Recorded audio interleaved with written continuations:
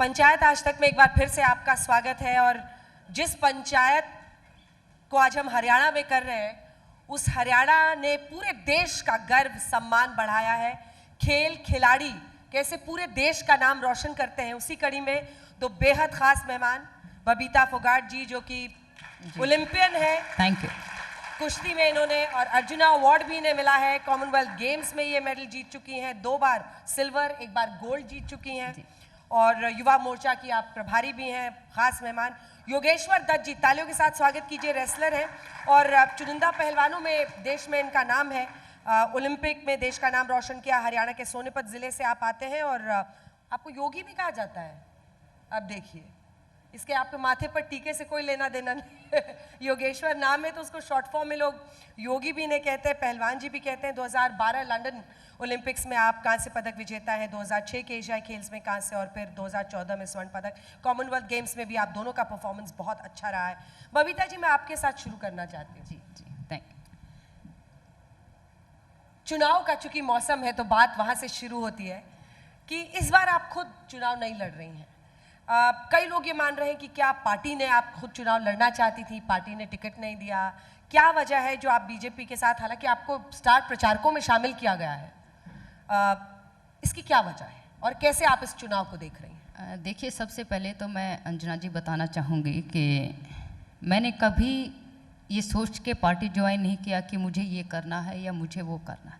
सिर्फ एक ही उद्देश्य से और एक ही मन से आई थी कि मुझे जनता की सेवा करना है। और पार्टी ने जो भी मुझे दायित्व दिया है या जो भी जिम्मेवारी दी, मैंने उसका निर्वहन करके, मेहनत करके उस को लक्ष्य तक पहुंचाने का कार्य किया है। और अभी तक भी मैं यही कहती हूँ कि पार्टी ने जिस भी पद के लिए मुझे चुना है, या मैंने किसी पद के लिए, कोई ऐसा नहीं कि मैं इस पद के लिए मैं आई थी, सिर्फ एक सेवा भाव से आई थी और वो सेवा आज भी कर रही हूँ और करती रहूँगी। मुझे टिकट मिले, चुनाव लड़ाए, पार्टी ना लड़ाए, वो पार्टी का फैसला है, लेकिन जनता की सेवा करने का मुझे मौका मिला है तो मैं जनता की सेवा करूंगी और निरंतर करती रहूंगी। चाहे मुझे जीत मिले, चाहे हार मिले, मुझे टिकट मिले ना मिले, लेकिन हमेशा मैं भारतीय जनता पार्टी की एक साधारण कार्यकर्ता के रूप में और लोगों की सेवा करती रहूंगी।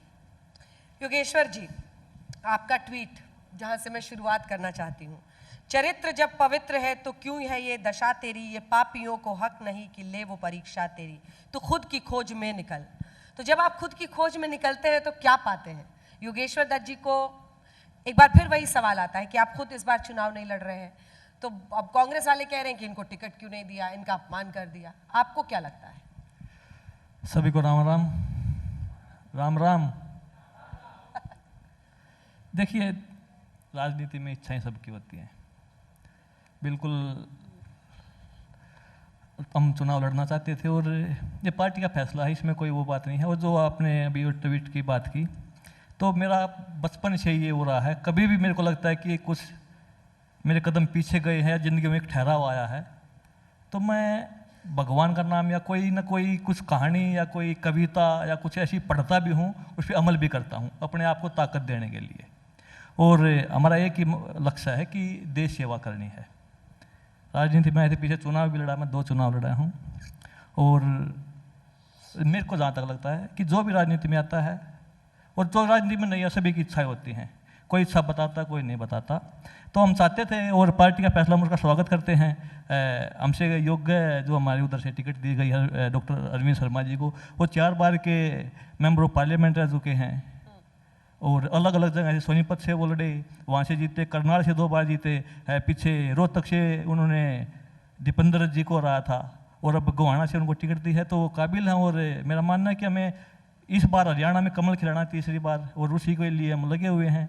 टिकट किसी को भी मिले, हमें वो पार्टी का, संगठन का फैसला उसको स्वीकार करना चाहिए। क्योंकि जब हम राजनीति में आए थे, एक विचार के साथ, एक सोच के साथ आए थे कि हम किस तरीके से अपनी जो हमारी देश सेवा जो हमने कुश्ती में की है उसको कैसे आगे बढ़ा सकते हैं, कैसे समाज सेवा हम आगे बढ़ा सकते हैं, कैसे देश को और मजबूत कर सकते हैं। जिस तरीके से प्रधानमंत्री जी ने पूरी दुनिया में जो देश का एक अलग पहचान बनाई है, आज हमारे खिलाड़ी भी या कोई भी किसी विदेश में जाता है तो उसको एक अच्छी दृष्टि से देखा जाता है।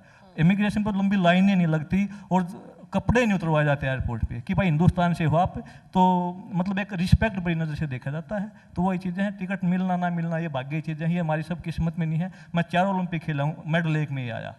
मेरी तो इच्छा थी मैं 4 ओलंपिक में मेडल जीतूँ और गोल्ड जीतूँ, पर जो भगवान ने जो एक हमारे भाग्य में चीज़ लिखी हुई है वो कब मिलनी है, क्या लिखनी है, उसको भविष्य ही तय करता है। लगता है आपको पार्टी ने समझा लिया है, एकदम मना लिया है। नहीं देखिए, मेरी एक बात हो रहा है, मैं किसी का समझता नहीं, मेरा जब मन जो बोलता है मैं उसी के अनुरूप चलता हूँ और और वही चीज़ बोलता हूँ। मेरे को बोलता है कोई ये चीज़ नहीं बोलनी है, मेरा लगता है कि मेरे वो चीज़ बोलनी चाहिए तो मैं चीज़ें बोलता हूँ। मेरी कभी से ये चीज़ें किसने बात की आपसे? मुझे लग रहा है कि नहीं, किसी मेरी देखिए जब से आज तक किसी ने बात नहीं की मेरे से। हाँ? नहीं, और उस चीज़ का कोई प्रभाव नहीं पड़ता, क्योंकि पार्टी का अपना काम है, हमारा अपना काम है, और मेरे को लगे कि मेरे को यहाँ पे आना चाहिए तो मैं आया हूँ। तो वो चीज़ें मेरी खुद की हैं, कोई और हर इंसान की अपनी चीज़ें होती हैं। मेरे खुद के कुछ रूल हैं, मेरे वसूल हैं जिन पर मैं चलता हूँ, चाहे वो घर की बात चाहे खेल की बात। तो खेल में भी मेरा ये रहा है, इतना लंबा 4 ओलंपिक मैंने खेला और फिर मेरा पूरा कैरियर ये रहा है, जो मेरे मन में आई मैंने वो चीज़ें की हैं, और जो मेरा मन नहीं मानता वो चीज़ें मैंने नहीं की। आप कितना इमोशन रखती हैं पब्लिक लाइफ में और कितना सोच समझकर डिप्लोमेटिक होकर बोलती हैं? क्योंकि विनेश जी चुनावी मैदान में हैं, आप स्टार प्रचारक हैं बीजेपी की। अगर आपको जुलाना सीट पर, जो उनकी ससुराल है जहाँ से वो चुनावी मैदान में है, वहाँ पर बीजेपी भेजती है प्रचार के लिए, तो आप विनेश फोगाट के खिलाफ प्रचार करेंगे? देखिए, मैंने जो अभी तक कार्य किया है, पार्टी ने जो दायित्व मेरे लिए चुना है या पार्टी ने जो भी जिम्मेदारी दी है, जहाँ भी दी है, मुझे अलग अलग ज़िलों में भी मुझे ओबियसली अभी भी प्रचार करने का मौका मिला। इससे पहले भी मिला है बहुत सारी जगह, चाहे राजस्थान इलेक्शन में, चाहे बिहार में हो, चाहे उत्तर प्रदेश में हो। और मैं सौभाग्यशाली हूँ कि पार्टी ने ये मौका मुझे अलग अलग प्रदेश के अंदर, अलग अलग ज़िलों के अंदर मुझे प्रचार करने का और काम करने का मौका दिया। तो मैं अपने आप को सौभाग्यशाली मानती हूँ कि जिस जगह पे मैं खेल के दौरान नहीं पहुँच पाई, उस जगह पे मैं राजनीति के क्षेत्र में सेवा के भाव से लोगों के से जुड़ने का ये माध्यम भी है, और लोगों तक पहुँच रही हूँ, उनको जानने की कोशिश कर रही हूँ, उनके लिए उनको समझने की कोशिश करती हूँ। क्योंकि एक क्षेत्र में रह के और दूसरे क्षेत्र में अलग अलग समस्याएं हैं, डिफरेंट भाषाएं हैं, और बहुत कुछ चीज़ें हमें वहाँ से सीखने को और देखने को मिलती है। मैं एक एग्जांपल आपको बताती हूँ। अंजना जी, मैं मणिपुर में गई थी और ये मुझे दायित्व पार्टी की तरफ से मिला था, और मैं मानती हूँ कि पार्टी ने जो जिम्मेदारी दी थी, वहाँ पे जाके जो मुझे सीखने को मिला, मेरे मन में एक बहुत बार जब विदेशों में जाते थे तो एक क्वेश्चन आता था कि क्या हमारे देश में ऐसा नहीं हो सकता कि मतलब साफ सफाई या वो सब चीज़ें जो कि प्रधानमंत्री जी ने स्वच्छता अभियान भी चलाया है, और मैंने जाके उस चीज़ को वहाँ पे महसूस किया कि अब से पहले मैं मणिपुर क्यों नहीं आ पाई, लेकिन आज मुझे मौका मिला है मुझे देखने का। इतनी साफ सफाई वहाँ पे मणिपुर के अंदर एक जगह थी जो बड़ी मार्केट थी, वो स्पेशल पिंक मार्केट उसको बोला जाता है, वो स्पेशल महिलाओं के लिए थी, और वो मार्केट पूरी महिलाएं चलाती थी, और महिला डोमिनेटेड स्टेट उसको बोला जाता है। मणिपुर के अंदर महिलाएं जो हैं वो इतनी बाहर जाके ओपनली इतना अच्छा काम कर रही हैं, मतलब एग्जाम्पल के तौर पे महिलाओं को देखा जाता है। तो वो चीज़ मुझे सीखने को मिली है वहाँ पे। तो मैं मानती हूँ कि जहाँ भी पार्टी ने मुझे मौका दिया और जहाँ पे भी आगे काम करने के लिए, चाहे किसी भी जगह भी, किसी भी क्षेत्र में सेवा का मौका देगी, मैं वहाँ पे काम करूँगी। पर आपके लिए एक प्रेशर था पहले कि विनेश और साक्षी मलिक और ये सारे प्लेयर्स, बजरंग पुनिया, सब जब जंतर मंतर पर बैठे थे कि आप नहीं बोल रही, आप बीजेपी की तरफ से हैं, अब वो भी कांग्रेस की तरफ हैं, तो आप उन पर अटैक करने से बचेंगी या आप भी बोलेंगी? देखिए, मैं इतना कहूँ क्योंकि मैं भी भारतीय जनता पार्टी के अंदर हूँ, मैं भी एक पार्टी की कार्यकर्ता हूँ, और ये किसी का भी कोई भी निर्णय हो सकता है, कोई भी किसी समय पे कोई पार्टी ज्वाइन कर सकता है। मुझे लगता है कि इससे किसी को कोई आपत्ति नहीं हो सकती। लेकिन एक चीज़ ज़रूर कहना चाहूँगी कि हो सकता है कि शायद उनका कांग्रेस में जाने का निर्णय पहले से हो, लेकिन जो बार बार भाजपा को या प्रधानमंत्री जी को कटघरे में खड़ा करते हैं, उनके लिए मैं 2 लाइनें ज़रूर कहना चाहूँगी कि जलते होंगे चिराग यहाँ पे, चिराग जिनको जलाया जाता है, हर बार ही हमेशा हवाओं को ही शिकायत के रूप में देखा जाता है। तो शिकायत के रूप में हमेशा उन्हीं को कटघरे में खड़ा करते हैं जिनके ऊपर, जिनका कोई लेना देना नहीं है उस विषय का, जिनके ऊपर इतने बार बार लांछन लगाए जाते हैं, उनको कटघरे के अंदर खड़ा किया जाता है। तो मैं मानती हूँ कि 10 वर्षों के अंदर जिस तरह से प्रधानमंत्री जी ने खेल और खिलाड़ियों के लिए जो कार्य किया है, शायद हम खिलाड़ी भी वहाँ तक कभी सोच नहीं पाए थे कि इतना भी कुछ खिलाड़ियों को कभी मिलेगा और इतना सम्मान मिलेगा। वो आदरणीय प्रधानमंत्री जी के नेतृत्व में खेल और खिलाड़ियों को दोनों को मिला है। योगेश्वर जी, आपकी क्या राय है विनेश फोगाट जी के कांग्रेस पार्टी से चुनावी मैदान में उतरने पर? आपको लगता है कि ठीक था? क्योंकि साक्षी मलिक ने कहा कि हमारा ए पॉलिटिकल आंदोलन था, वैसा ही रहना चाहिए, मैं नहीं ज्वाइन करूंगी पार्टी।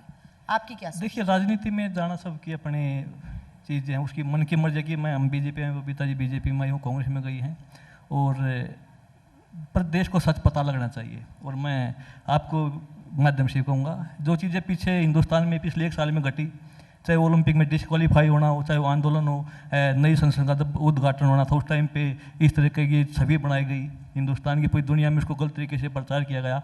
अब आप बताइए कि जैसे ओलंपिक में डिस्क्वालीफाई होना था, पहली बात तो अगर कोई खिलाड़ी डिस्क्वालीफाई होता है तो उसको पूरे देश के सामने माफ़ी मांगनी चाहिए कि मेरे से गलती हुई, इस मेडल का मैंने नुकसान किया है, और उसके फिर साजिश का रूप दिया गया। और साजिश मिली, प्रधानमंत्री जी के ऊपर ब्लेम लगाया गया कि भाई प्रधानमंत्री ने फंसा की साजिश के तहत हमें दूर रखा गया है। और सबको पता है कि अगर कोई डिस्क्वालीफाई होता है तो वो, अगर किसी का वेट नहीं आता है तो वो 1 ग्राम हो, चाहे 10 ग्राम से 100 ग्राम हो, उस तरीके को पूरे देश में एक गलत माहौल बनाया गया।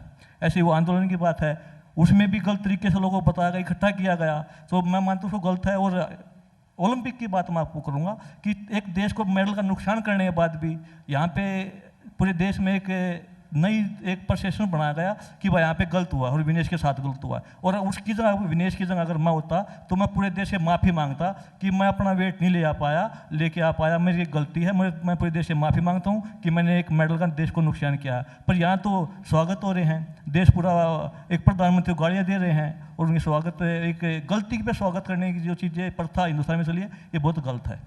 आपको क्या लगता है बबीता जी? क्योंकि हरियाणा के कांग्रेस नेताओं ने यहाँ तक ट्वीट किया कि हरियाणा की बेटी के पीठ में छुरा भोंका गया, जबकि सबको पता था कि वो टीम उनकी सेलेक्टेड थी, और उन्होंने खुद आरोप नहीं लगाया था, लेकिन एक भ्रम फैलाया गया। आपको क्या लगता है? देखिए, बिल्कुल ये कांग्रेस की झूठ की नीति का परिणाम है। हर बार ही झूठ बोलते हैं, चाहे वो आप लोकसभा के इलेक्शन में देखिए, आरक्षण को लेकर किस तरह से झूठ फैलाया गया, लोगों को फार्म दिए गए कि आपको इतना पैसा दे देंगे, और फिर जब उनके दफ्तर में लोग जाके वहाँ पे खड़े होते हैं, तो ये उनकी नीति का परिणाम है।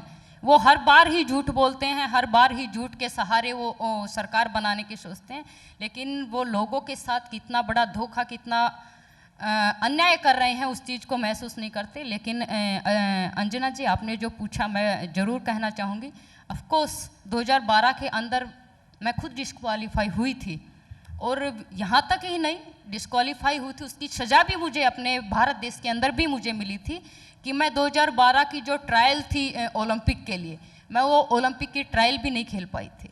तो ये सज़ा भी मुझे मिली थी, क्योंकि मुझे भी पता था कि वो गलती मैंने की थी, क्योंकि मैं डिस्क्वालीफाई, मेरा 200 ग्राम वेट से मैं डिस्क्वालीफाई हुई थी, जिसकी वजह से मुझे डिस्क्वालीफाई कर दिया गया था। और इंडिया में भी इसी वजह से मुझे सज़ा मिली कि मैं खेल नहीं पाई थी। तो मैं मानती हूँ कि ये हम खिलाड़ियों की जिम्मेवारी है, क्योंकि आखिर वेट मशीन के ऊपर तो जाकर हम खिलाड़ियों को ही खड़ा होना है, न तो कोचिज़ हमारी जगह पे खड़ा हो सकता है, न वो स्पोर्टिंग स्टाफ वहाँ पे खड़ा हो सकता है। आखिर में वेट मशीन के ऊपर एक खिलाड़ी को ही खड़ा होना होता है, तो ये जिम्मेवारी हम खिलाड़ियों की बनती है। हालांकि पूरा जो स्पोर्टिंग स्टाफ जो था वो भी उनका पर्सनल था, साथ में उन्होंने हेल्प भी की है, ऐसे नहीं कह सकते कि हेल्प नहीं की है, उन्होंने हेल्प भी की है, लेकिन अंतिम यही है कि गलती हमारी थी। उन्होंने खुद भी काफ़ी कोशिश की रात भर में, लेकिन हो नहीं पाया। योगेश्वर जी, पॉलिटिक्स आसान है या कुश्ती? क्योंकि देखिए, जो ये आप प्लेयर्स रहते हैं, मतलब देख को एक वक्त के लिए नज़रें ठहर जाती हैं, आप लोग शरीर में अपना इतना कुछ झेलते हैं, आपके कान देखकर कोई भी बता सकता है कि आप लोग कितने शारीरिक परिश्रम से गुजरते हैं इस खेल को और इस देश को उस मकाम तक पहुंचाने के लिए। पॉलिटिक्स आसान है या ये कुश्ती आसान है? क्या आसान क्या है? कुश्ती आसान है, क्योंकि राजनीति का खेल, आपकी उम्र बीत जाएगी, उसके बाद भी आप राजनीति नहीं सीख सकते। और राजनीति में जो सबसे मैं गलत चीज़ें मानता हूँ वो है लोगों को झूठ बोलना, और खुद झूठ बोलना, लोगों को भ्रमित करना, और जो ना तो समाज के लिए अच्छा, ना देश के लिए अच्छा है। मेरी तो एक सोच है कि आप राजनीति करो, किसी भी पार्टी में करो, कहीं भी करो, देश के लिए राजनीति होनी चाहिए, अपने सर्व समाज के लिए राजनीति होनी चाहिए, जिसके लिए हम अच्छा कर सकते हैं। खिलाड़ियों के लिए होनी चाहिए, विद्यार्थियों के लिए होनी चाहिए। अगर हमें कुछ अच्छा करना है तो मैं डीएसपी था हरियाणा पुलिस में, उसके बाद पर डीएसपी की तो अलग नौकरी है।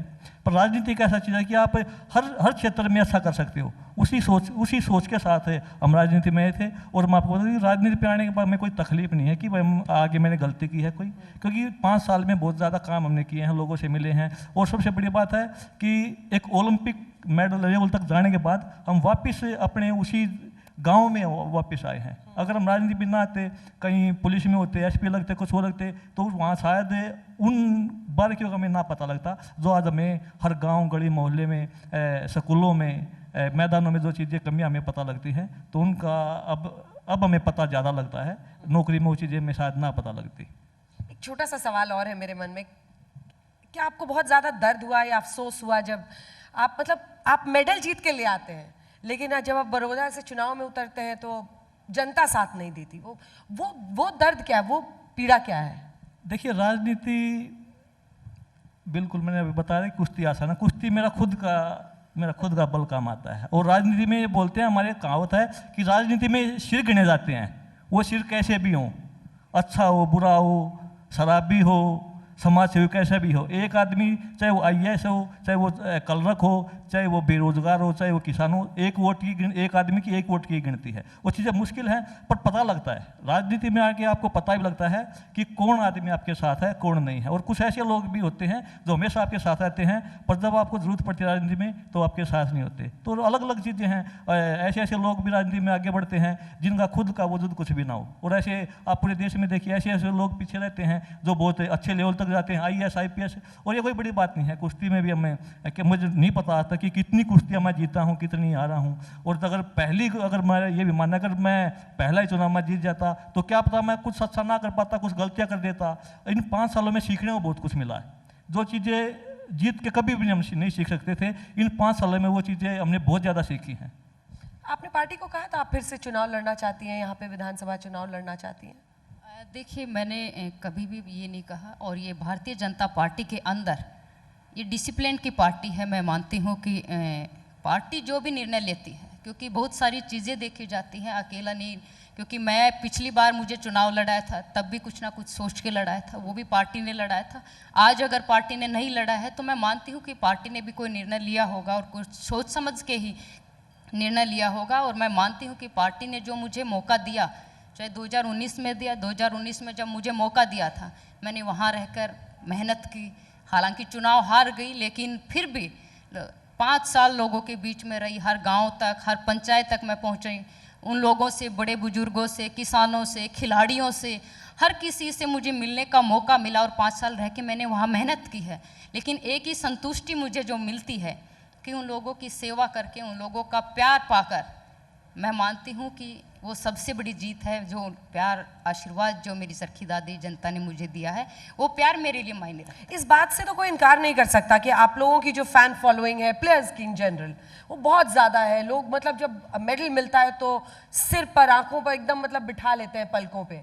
लेकिन उसके बाद जब चुनावी मैदान में उतरते हैं तो क्या वजह रहती है? कास्ट पॉलिटिक्स होता है, क्या होता है कि वहाँ पर सफलता नहीं मिलती? बबीता जी, मैं मानती हूँ कि बहुत सारी चीज़ें लोग वहाँ पे लोकल लेवल पे देखी जाती हैं कि कौन का क्या काम कर रहा है। आपका व्यवहार भी देखा जाता है, आपके काम करने का तरीका भी देखा जाता है, आप लोगों के बीच में कितना रह पाते हैं, आप कितने उनके सुख दुख में शामिल होते हैं, कितना आप उनको जान पाते हैं। ये बहुत सारी चीज़ें देखी जाती हैं। और स्टारडम के बाद, क्योंकि स्टारडम के टाइम पे लोग अलग लेवल पे उसको देखते हैं, क्योंकि उनको कोई आपका यहाँ पे डेवलप नहीं करवाना, विकास नहीं करवाना होता। लोग ये देखते हैं कि हमारे लिए एक आइकॉन, हमारे बच्चों के लिए आइकॉन है। तो जब मैं पॉलिटिक्स के क्षेत्र में आते हैं तब लोग ये देखते हैं कि हमारा यहाँ पे विकास कौन करवा सकता है, हमारे यहाँ पे काम कौन करवा सकता है, और कितने ज़्यादा काम हो सकते हैं, हमारे दुख सुख में कितने शामिल हो सकते हैं। फिर व्यक्ति ये चाहता है, मतदाता जब मतदान करने जाता है तो वो ये चाहता है कि हमारे डायरेक्ट उनके साथ जान पहचान तो हो या लिंक तो हो, कि वो हमें जाने। अगर हम कोई काम लेके जाएं या कोई काम करवाना हो क्षेत्र के विकास के लिए, कोई समस्या उनकी हो, तो वो चाहते हैं कि वो हमारे बीच का हो। आप दोनों से अब ये प्रश्न है, इसका जवाब दीजिएगा। कई जो सर्वेज है वो बता रहे हैं कि कांग्रेस की हवा इस बार तेज है, कांग्रेस ज़्यादा मजबूत है। कई बीजेपी के उम्मीदवारों को अपने क्षेत्र में जाने में मुश्किलें हो रही हैं, कई जगहों पर किसान का विरोध देखना पड़ रहा है, सामने जो पार्टियां हैं वो विरोध कर रही हैं। क्या आप लोगों को भी अपने क्षेत्र में इस तरह के विरोध का सामना करना पड़ रहा है जब आप लोगों से मिलने जाते हैं, महंगाई, बेरोजगारी या पहलवान, जवान, किसान, इन मुद्दों पर? नहीं, बिल्कुल नहीं। देखिए, किसान आंदोलन की मैं बात बताता हूँ, उससे मैं उत्सवा हुआ था। 54 गांव लगते हैं जहाँ से मैं चुनाव लड़ा था, एक गांव में भी मेरा विरोध नहीं हुआ, हर गांव में गया था और लगभग 50,000 वोट हमें 50,000 वोट से ज़्यादा वोट हमें मिली थी। तो विरोध तब भी नहीं था और आज भी नहीं है, और किसान कभी किसी का विरोध करता ही नहीं। और आप देखना कि 8 तारीख को जब रिजल्ट आएंगे तो भारतीय जनता पार्टी की सरकार तीसरी बार हरियाणा में बनेगी, और कहीं भी ऐसी कोई बातें नहीं हैं। कुछ लोग होते हैं, वो भी कांग्रेस के या दूसरी पार्टी के होते हैं, जो एक अराजकता का माहौल बनाते हैं, गलत तरीके से मतलब लोगों को भेजते हैं कि बस एक पूरे एक हरियाणा में या पूरे एक गलत मैसेज देने के लिए। नहीं तो पूरी हरियाणा में आज लोगों का पूरा मन है कि तीसरी बार फिर से यहाँ पे कमल खिलाना है। और जो मुख्यमंत्री नायब सिंह सैनी जी अभी मुख्यमंत्री रहे हैं, तो इनको लोग बहुत ज़्यादा चाहते हैं। मेरा मानना है कि तीसरी बार देखोगे जब 8 तारीख को रिजल्ट आएंगे तो भारतीय जनता पार्टी की सरकार बनेगी। मनोहर जी अच्छे थे या सैनी साहब अच्छे हैं? देखिए, दोनों अच्छे थे। पूर्व मुख्यमंत्री मनोहर लाल जी ने जो हरियाणा में बिना पर्ची बिना खर्ची के जो ईमानदारी की एक लाइन खींची है, वो इतिहास है। और आने वाले टाइम में मनोहर लाल जी को याद किया जाएगा कि जिस तरीके से मेरिट के आधार पर उन्होंने बच्चों को लगाया है, जो हरियाणा में जो ईमानदारी से काम हुए हैं, तो उनको याद रखा जाएगा। और नायब सिंह सैनी जी का जो व्यवहार है वो बहुत अच्छा। रात के 12-12, 2-2 बजे तक दिन रात वो लोगों से मिलते हैं, और वे बड़े छोटे अपने मुख्यमंत्री कार्यकाल में उन्होंने जो काम किए हैं, तो MSP पे फसलों पे MSP देने की बात हो, या और बहनों के लिए काम हो, गरीबों के लिए काम हो, जो गांव में प्लॉट और जो घर बनाने के लिए पैसे दिए जाते हैं, तो हर काम बड़े अच्छे तरीके से हुआ है। और उसी का ये रिजल्ट है कि आज हरियाणा में तीसरी बार भारतीय जनता पार्टी की सरकार बनने जा रही है। कविता जी, आपको क्या लगता है? आपको ऐसा विरोध का सामना करना पड़ता है? देखिए, बिल्कुल नहीं, क्योंकि 5 साल रह के मैंने वहाँ पे काम किया है, और 5 साल के अंदर मैंने कहा, पहले भी कहा है कि मैं हर गाँव, हर पंचायत, हर घर तक मैं पहुँचे हूँ। अगर विरोध होता तो हम वहाँ तक पहुँच ही नहीं पाते। लेकिन एक चीज़ ज़रूर कहूँगी कि जिस तरह से किसानों को लेकर लोग बदनाम कर रहे हैं या बदनाम किया जा रहा है, हम भी किसान हैं। सिर्फ किसान की बेटी नहीं, किसानी की है हाथों से। मुझे भैंस का दूध निकालना आता है, मुझे चारा डालना आता है। हमने पहलवानी के साथ साथ घर का वो काम किया है जो बचपन से जो एक आम लड़की करती है। हमने ज्वार, बाजर सब हाथों से काटे हैं, सरसों काटी है, गेहूं काटे हैं। हम ग्राउंड में, जिस ग्राउंड में हम रेस मारते थे, मतलब दौड़ लगाते थे, उस ग्राउंड के बीच में क्या नाम है, या तो सरसों बोते थे पापा, या फिर भैंसों के लिए चारा बोने का ज्वार बाजर कुछ बोते थे। तो जैसे प्रैक्टिस ख़त्म करते थे तो वो हम सिर के ऊपर लेके आते थे। हमने वो काम किया है। सिर्फ किसान की बेटी नहीं, हम खुद भी किसान हैं, और किसानी करके ही हम यहाँ पे पहुँचे हैं। तो ऐसे तो नहीं हो सकता कि हम किसान नहीं हैं, हम भी तो किसान हैं। और जो लोग धरती से जुड़े, वो हर आदमी किसान है। जिसने अपने हाथों से पहलवानी की हो, या कोई भी IAS IPS जो बच्चा बनता है, कहीं ना कहीं वो ग्राउंड लेवल से जो ऊपर तक पहुँचते हैं, तो वो लोग मेहनत करके पहुंचते हैं। और मैं मानती हूं कि जो विरोध कर रहे हैं, ये लोकतंत्र है। लोकतंत्र के अंदर सबका अधिकार है वोट मांगना और वोट देना। अगर मतदाता का अधिकार है तो वोट मांगना एक नेता का अधिकार है। मैं मानती हूं कि हर किसी का एक अधिकार है, उनका अधिकार हमें नहीं छीनना चाहिए।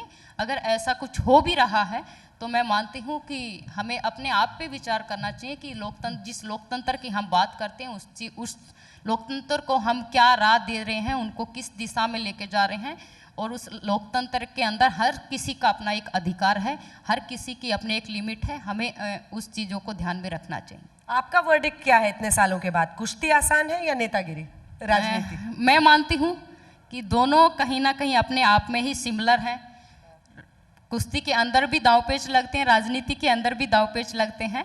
लेकिन जिस चीज़ के अंदर मैं मानती हूँ देश प्रेम जुड़ जाता है और देश सेवा जुड़ जाती है, तो वो चीज़ थोड़ा आसान हो जाती है। चाहे कुश्ती के अंदर रहकर हमने देश के लिए मेडल जीता हो, चाहे आज राजनीति के तौर पर लोगों के बीच में जाकर जनता की सेवा करने का जो मौका मिला है या जनता की सेवा करते हैं, तो उसमें भी कहीं ना कहीं एक संतुष्टि जो काम करके मिलती है, जो खुशी मिलती है, मैं मानती हूँ कि वो भी अपने आप में बहुत बड़ी चीज़ है। और सेवा का भाव होना चाहिए, और ये भाव सिर्फ और सिर्फ आपको भारतीय जनता पार्टी के अंदर देखने को मिलेगा कि एक कार्यकर्ता के रूप में भी आप सेवा कर सकते हैं और एक लीडर के रूप में भी आप जनता की सेवा कर सकते हैं। भाजपा का रंग एकदम चढ़ गया है बबीता फोगाट पर। देखिए, जो भी आप निर्णय, मैं मानती हूँ कि दबी जुबान में चाहे कांग्रेस के लोग हो, चाहे वो विपक्ष के किसी भी पार्टी के लोग हो, दबी जुबान में वो भी इस चीज़ को एक्सेप्ट करते हैं कि वाह, नेता हो तो मोदी जी जैसा, और अगर भारतीय जनता पार्टी जिस तरह से निर्णय लेती है तो ऐसे निर्णय वाला नेता हमें चाहिए। तो ये दबी जुबान में कांग्रेस के लोगों के मुंह से हमने सुनी है। अच्छा जी, अब आपका इस पर टेक, आपने पहले भी कहा कि अंतर्राष्ट्रीय हवाई अड्डों पर जब हम जाते हैं, विदेशों में जाते हैं, तो भारत का मान बढ़ा है, आपको ऐसा लगता है? और कंक्लूडिंग रिमार्क आपकी तरफ से।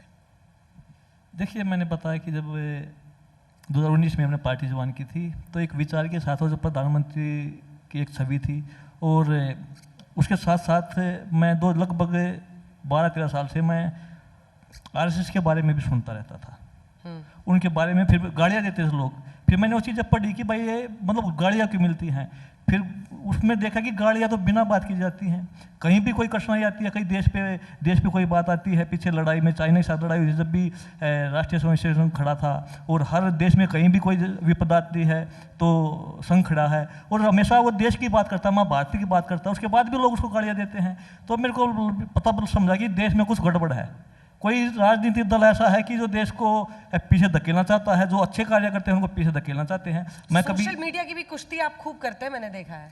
देखिए, अपनी बात रखने का सबसे अच्छा माध्यम यही है, पर मैं कभी भी कुछ ऐसी बातें नहीं बोलता जो देश के विरुद्ध हो। मैं वो बोलता हूँ देश के हक में हो। और आप सोशल मीडिया पर देखिए, कांग्रेस में जितने लोग हैं वो कहीं ना कहीं देश के विरुद्ध बोलते मिलेंगे। देश के खिलाफ उन्होंने कभी ना कभी कोई बात ऐसी बोली होगी, या कोई ऐसे कार्य में शामिल होंगे जिससे देश की छवि को नुकसान हुआ है। और मैं भारतीय जनता पार्टी में जोड़ने का एक मेरा यही मकसद था कि राष्ट्रवादी पार्टी है, देश को आगे ले जाने बढ़ाने वाली पार्टी है, और प्रधानमंत्री नरेंद्र मोदी जी ने जो कार्य किए हैं देश के लिए, विदेशों में जो विदेश नीति बनाई है, एक छवि बनाई है। आपने यूक्रेन और रशिया का युद्ध देखा होगा, जब युद्ध रोक दिए जाते हैं, पाकिस्तानी स्टूडेंट भी हमारा तिरंगा लेके जब वहाँ से निकलते हैं, तो इससे बड़ी क्या बात हो सकती है। तो हमारे लिए गर्व की बात है कि आज पूरी दुनिया में हमारा डंका बजता है। ट्रंप प्रधानमंत्री जी को अपने चुनाव में बुलाते हैं, पुतिन जी मिलते हैं, उधर यूक्रेन वाले मिलते हैं, उनको मतलब आज हर देश को मोदी जी की ज़रूरत है कि एक बार हमारे देश में आइए और हमारे देश के सभी नागरिकों का भी हौसला बढ़ाइए, जो हमारे हिंदुस्तानी विदेश में रहते हैं उनका भी हौसला बढ़ाइए। तो ये गर्व की बात है हमारे लिए, और हमें खुश होना चाहिए कि इतने अच्छे प्रधानमंत्री में मिले हैं कि पूरी दुनिया में हर देश के जो राष्ट्रपति प्रधानमंत्री हैं वो लाइन लगाए खड़े हैं प्रधानमंत्री से मिलने के लिए। योगेश्वर दत्त जी, बबीता फोगाट जी, पंचायत आज तक में आप दोनों आए, और ये देश के लिए गर्व की बात है कि आप जैसे खिलाड़ी जिन्होंने देश का नाम रोशन किया। आपकी राजनीतिक सोच जो भी हो, लेकिन आप पर देश को गर्व है। बहुत बहुत धन्यवाद धन्यवाद आप दोनों का हमारे पंचायत में।